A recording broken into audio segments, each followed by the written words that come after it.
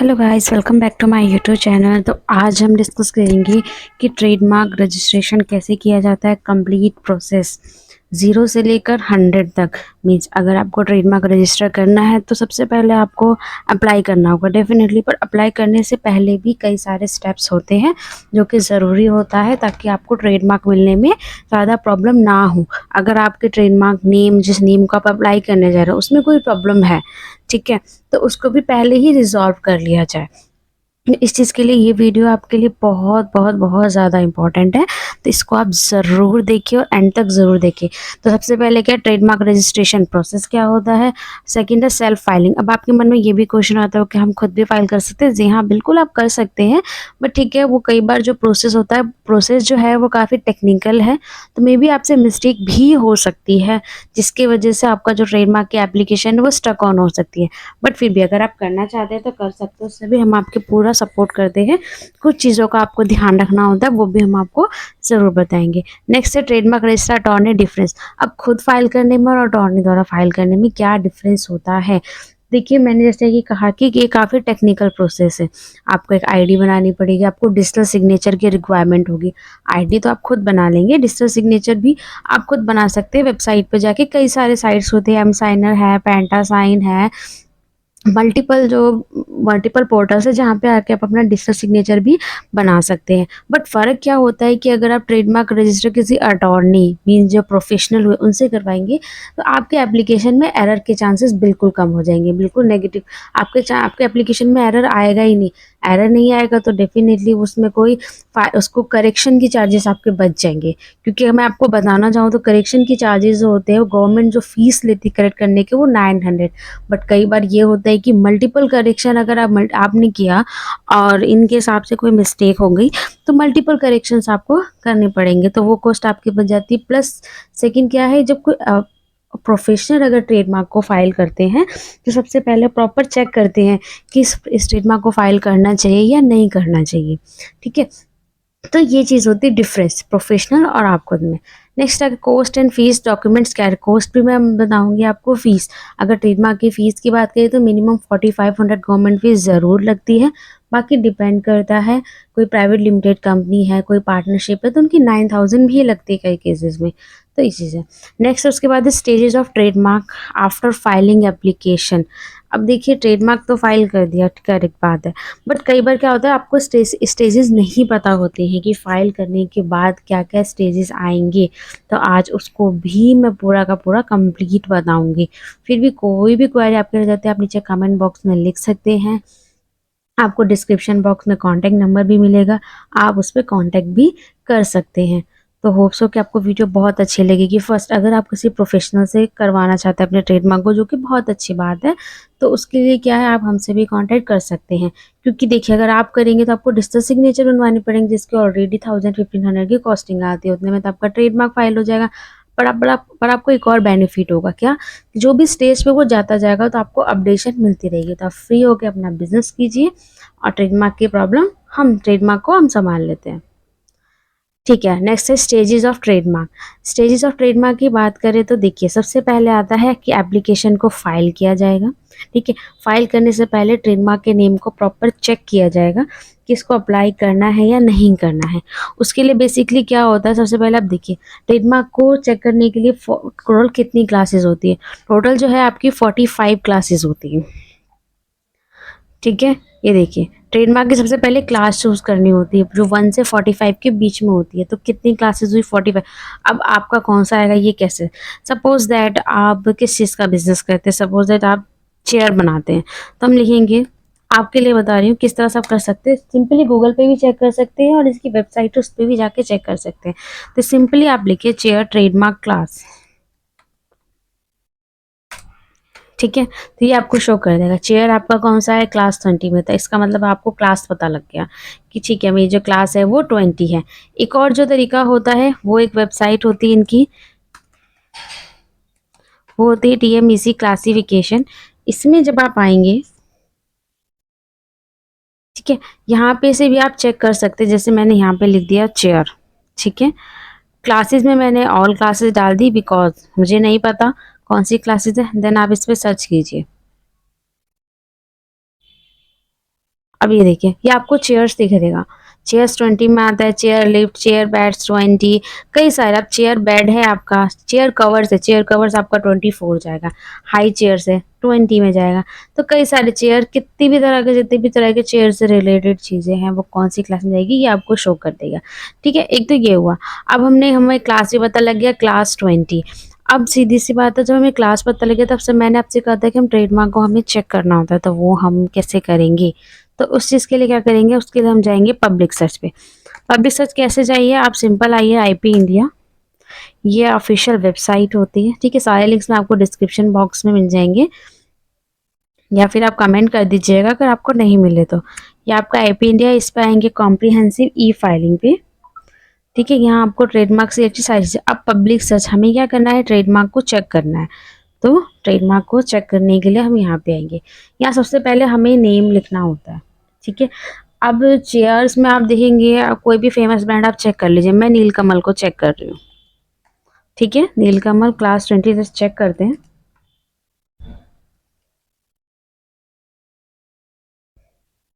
अब ये देखिए, इस तरह से आप ट्रेडमार्क के, अपने ट्रेडमार्क के नेम को चेक कर सकते हैं। पहले हमने क्लास देख ली, अब हमने ट्रेडमार्क को किस तरह से चेक करना है, कहाँ पे जाके, वो भी मैंने आपको बता दिया। ठीक है, अब ये देखिए, इसमें आपको कई तरह के स्टेटस मिलेंगे। अबेंडन, अबेंडन मीन्स ये एप्लीकेशन अप्लाई हुई थी, किसी भी रीजन से इसमें आगे प्रोसेस नहीं किया गया तो ये अबेंडन हो गया। ठीक है, अब ये रिफ्यूज, रिफ्यूज मतलब डिपार्टमेंट ने देने से मना कर दिया। अब यहाँ देखिए, इनवैलिड, नो फीस रिसीव, इसमें क्या होगा, कम फीस रिसीव हुई होगी, पर बाद में जो है इस पर ऑब्जेक्शन आया होगा, इसकी फीस प्रॉपर पे नहीं की गई होगी, तो इसमें आ रहा है नो फी रिसीव। उसके बाद देखिए रिफ्यूज, ऑब्जेक्टेड, तो इस तरह से ये इसके स्टेटस आ रहे हैं। ये जो एप्लीकेशन है, ये देखिए, ये तो अप्लाई कब हुई है, 2023 में। नीलकमल काफ़ी अच्छा ब्रांड है, प्लास्टिक के चेयर्स बनाते हैं। ठीक है, तो इस तरह से स्टेटस आप चेक करेंगे, ये बता दिया। उसके बाद है, हाँ, ट्रेडमार्क की जो क्या क्या स्टेज होते हैं। अब हमने स्टेटस चेक कर लिया, ऑल गुड, हम उस ट्रेडमार्क को सपोज अप्लाई कर सकते हैं। उसके बाद क्या करेंगे, एप्लीकेशन फाइल करेंगे। एप्लीकेशन जब आप फाइल करेंगे तो आपको एक एप्लीकेशन नंबर अलॉट होगा। अब एप्लीकेशन नंबर अलॉट होगा तो आप उसका क्या करेंगे, उसके लिए क्या करना है आपको, फिर से जो ई गेटवे है, इस यहाँ पे आएंगे आप, स्टेटस में जाके ट्रेडमार्क पे जाएंगे। यहाँ पे फर्स्ट पे क्लिक करके वो एप्लीकेशन नंबर आपको यहाँ पे डालना है। कैप्चा कोड डालेंगे तो आपको आपके ट्रेडमार्क का पूरा स्टेटस शो होने लगेगा। ठीक है, अब अगर आपका एप्लीकेशन, आपका ट्रेडमार्क अप्लाई हो गया, एप्लीकेशन नंबर मिल गया, उसके बाद आपको कुछ दिन वेट करना है, मिनिमम 1 मंथ का वेट कीजिए। आपको एग्जामिनेशन रिपोर्ट इशू होगी। ठीक है, अब उस एग्जामिनेशन रिपोर्ट में अगर ट्रेडमार्क को, डिपार्टमेंट को कोई प्रॉब्लम है, लाइक देखिए यहाँ पे इनका ऑब्जेक्टेड आया हुआ है, इसका मतलब इनका ट्रेड डिपार्टमेंट को किसी चीज़ का ऑब्जेक्शन है। मैं आपको ये ओपन करके दिखा देती हूँ। ठीक है, ये मैंने एप्लीकेशन नंबर लिया, ये इसको मैं यहाँ पे डाल देती हूँ।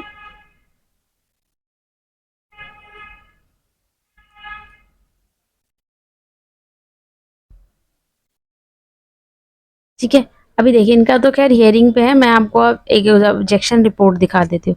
अभी देखिए इसमें क्या है, सेक्शन 11(1) का ऑब्जेक्शन आया हुआ है, और कुछ इनके सपोर्टिंग डॉक्यूमेंट्स में प्रॉब्लम थी वो आया हुआ है। तो इनको, इन्होंने रिप्लाई डेफिनेटली फाइल कर दिया होगा, तभी इनका जो है ऑब्जेक्शन से जो है नेक्स्ट स्टेज पे ये पहुंचा हुआ है, ये इनकी रिपोर्ट आई हुई है। ठीक है, इनका जो एक मैच हुआ है इससे, नीलकमल से, इस वजह से। भी देखिए इनका है NEEL, यहाँ है NIL, तो फोनेटिकली तो दोनों सेम है, बोलने में सेम है, तो आपको ऐसा भी नहीं करना है कि किसी के मिलता जुलता आप ले लीजिए और स्पेलिंग चेंज कर लीजिए, नहीं, लिखने में बोलने में वो अलग होना चाहिए। तो यही चीज़ आपको कैसे पता लगेगा, जब हम चेक करेंगे इसको। ठीक है, तो जब ये ऑब्जेक्शन आता है तो उसके बाद अगर ऑब्जेक्शन नहीं आता है तो सिंपल वो ट्रेडमार्क आपका रजिस्ट्रेशन हो जाएगा, जनरल पब्लिश होगा। 3 मंथ्स तक आपका जनरल पब्लिश रहेगा। उसमें अगर किसी भी पार्टी को अपोज करना है, या किसी को लगता है कि डिपार्टमेंट ने उसके जैसा सेम नेम आपको अप्रूव करके दे दिया है, वो उसको अपोज करेगी। अगर कोई भी अपोज नहीं होता उन 3 मंथ्स में, तो आपका जो सर्टिफिकेट है वो रजिस्टर होकर आ जाएगा, जो कि इस तरह से दिखेगा। अभी जो न्यू अपडेटेड सर्टिफिकेट है वो इस तरह से दिखता है, जिसमें साइन होते हैं, आपका नेम, ट्रेडमार्क एप्लीकेशन नंबर, किस दिन अप्लाई हुआ है वो डेट होती है, क्योंकि ट्रेडमार्क एप्लीकेशन डेट से ही वैलिड होता है। 10 ईयर्स तक के लिए। यहाँ पे डेट होगा किस दिन वो रजिस्टर्ड हुआ है, वो डेट भी होती है और इस तरह से ये स्टैंप लगी होगी। जैसे इसमें देखिए लिखा हुआ है कि कब सील हुआ, 25th डे ऑफ जून 2023 और अप्लाई कब हुआ था, 2 अगस्त 2022 को। अप्रॉक्स 1 ईयर में जो है इसका ये सर्टिफिकेट आया है। ठीक है, इन केस अगर ऑब्जेक्शन आता है तो ऑब्जेक्शन में रिप्लाई फाइल होना है। अगर रिप्लाई पे वो एक्सेप्ट हो जाता है तो सेम वही जनरल पब्लिश होगा। अपोज हुआ तो ठीक है, अदरवाइज नहीं तो एक्सेप्टेड होकर सर्टिफिकेट आ जाएगा।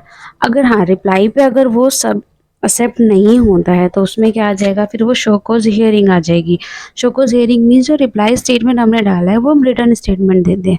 इनकेस डिपार्टमेंट जब उससे सेटिस्फाई नहीं होता है तो वो एक हियरिंग लगाता है, कोर्ट हियरिंग टाइप, जो आजकल वीडियो कॉन्फ्रेंसिंग के थ्रू भी हो जाती है।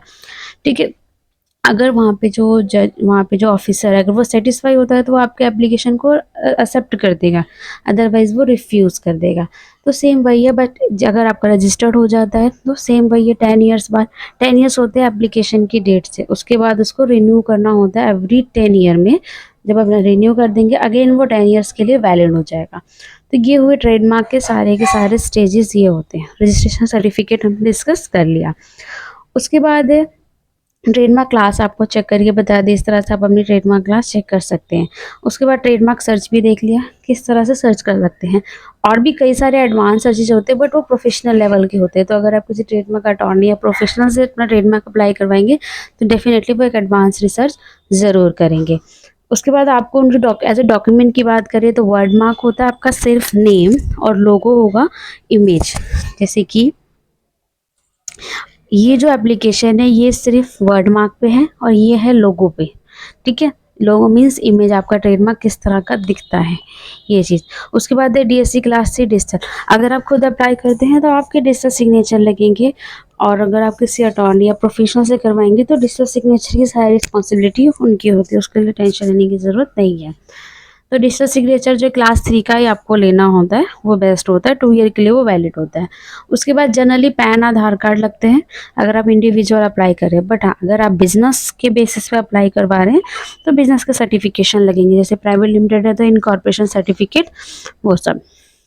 फीस और कॉस्टिंग की अगर हम बात करें तो गवर्नमेंट फीस तो 4500 पर एप्लीकेशन लगती ही है। एडिशनल आप अगर खुद अप्लाई करेंगे तो डीएससी कॉस्ट लगेगी, अदरवाइज प्रोफेशनल चार्जेस लगेंगी जो 1500 से 2000 के अप्रॉक्स होते हैं। इट मीन्स अगर आप खुद अप्लाई करेंगे तो 4500 प्लस 15200 अराउंड 6-7 के तो जाएगा ही। सेम वही है, यहाँ पे आपको रिसर्च खुद करनी होगी, सारी चीज़ें खुद करनी होगी, उसकी चेकिंग भी खुद करनी होगी। बट अगर आप किसी प्रोफेशनल से करवाते हैं तो एवरेज कॉस्ट 6 to 7 की जाती है, जिसमें आपकी गवर्नमेंट फीस भी इंक्लूड होती है 4500 प्लस रिसर्च भी प्रॉपर होती है। और अगर कोई भी ऑब्जेक्शन आते हैं तो आपको उसके बारे में बताया भी जाता है, टाइमली आपको चेक करा जाता है। क्योंकि सपोजिट अगर कोई भी ऑब्जेक्शन आता है, लाइक ये देखिए आप, ये एग्जामिनेशन रिपोर्ट है, इसमें एक चीज़ लिखी हुई है कि ऑब्जेक्शन के 1 मंथ के अंदर अगर आप रिप्लाई नहीं फाइल करते हैं तो उसमें क्या होता है, आपका जो ट्रेडमार्क है ये अबेंडन किया जा सकता है। यहाँ पे लिखा हुआ है, if no reply is received a request for hearing is applied for within a stipulated time. इसमें जो ये ऑब्जेक्शन की फाइल होती है इसमें टाइम भी दिया होता है, जनरली 1 मंथ का ही दिया होता है। तो 1 मंथ में अगर आप भूल जाते हैं, आपने चेक ही नहीं किया, तो फिर जो है ये आपका अबेंडन हो सकता है। तो आपकी पूरी की पूरी मेहनत और 45 मिनट वो सब कुछ वेस्ट चला गया, आपको अगेन फाइल करना होगा। तो अगर आप खुद फाइल करते हैं तो आपको ध्यान भी रखना होगा, आपको मंथली बेसिस पे उसको चेक भी करना होगा। ओके, तो सेम सीधी सी बात है, अगर आप हमसे कांटेक्ट करना चाहते हैं तो जो आपको डिटेल्स है वो आपको डिस्क्रिप्शन बॉक्स में मिल जाएगी, आप वहाँ से चेक कर सकते हैं। और अगर आप खुद फाइल करना चाहते हैं तो डेफिनेटली आपको क्लास 3 डीएससी की ज़रूरत होगी, तो उसके लिए भी आप हमसे कांटेक्ट कर सकते हैं। So thanks for watching my video, hope so कि आपको काफ़ी ज़्यादा इन्फॉर्मेटिव लगी होगी। तो इसको लाइक, उसको शेयर ज़रूर करें